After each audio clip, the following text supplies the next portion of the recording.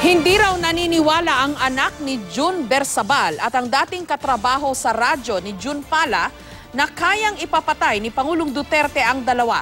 Sa gitna yan ang pagdawit kay Duterte ng dalawang aminadong miyembro ng Di Manoy Davao Death Squad. May report si Maki Pulido.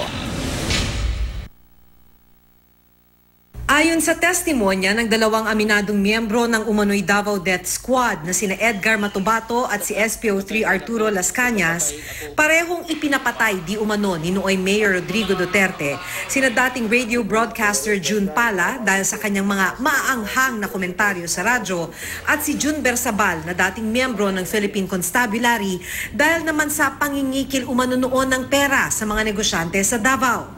Pero mismo ang mga anak ni Bersabal, hindi naniniwalang sangkot ang Pangulo sa pagpatay sa kanilang ama. Hindi naman natin alam kung ano yung balak ni Matubato. Ba't niya pa idadamay yung natin, yung presidente.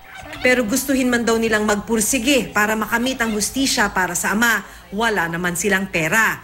Wala nga raw silang pambili ng gamot para sa kapatid na si Jomar, pambayad pa raw kaya ng abogado. Kakulangan din sa pera.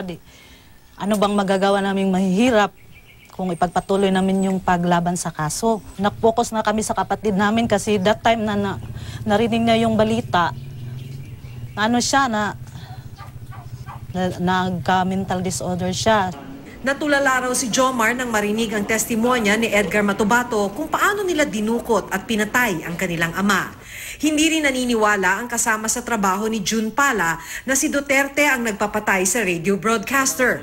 Binaril si June Pala ng riding in tandem habang naglalakad pa uwi, kasama ang bodyguard at kaibigan sa Davao City noong September 2003. Kwento ni Baby Castillo sa GMA News, piskal pa lang si Pangulong Duterte, magkakilala na sila at naging magkaibigan. Kaya't di niya lubos maisip na magagawang ipautos ng Pangulo ang pagpapatay kay Pala na naging matagal na katandem naman ni Castillo sa kanilang radio program. Number 1 critic din ako ni Digong. Nag-comment din ako sa kanya.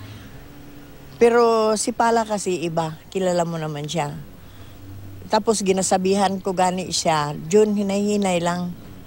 Kung minsan biruin pa ako ni Jun, uyab mo no, uyab mo. Minsan sagutin ko na lang siya na, oo, para mahinto na siya ba. Dagdag ni Castillo, siya ang umawat kay Pala sa mga tirada nito sa radyo. Alam din daw niyang maraming nakakaaway si Pala dahil sa pagkukomento nito sa radyo. Wala man siyang takot, wala man siyang tira pasagad lang yan siya. Sabi ko, hindi man Jun. I don't want to lose you. Hindi natin alam, simbako ba, wata kay balo. Basi unyag na mag-interes sa imo ha. Niyan siya. Mamatay, maana man lang to. Ayon pa kay Castillo, naging magkaibigan din naman umano sina Pala at Duterte, pero hindi raw alam ni Castillo kung bakit nagkalamat ang kanilang relasyon. Mula Davao City, Maki Pulido, GMA News.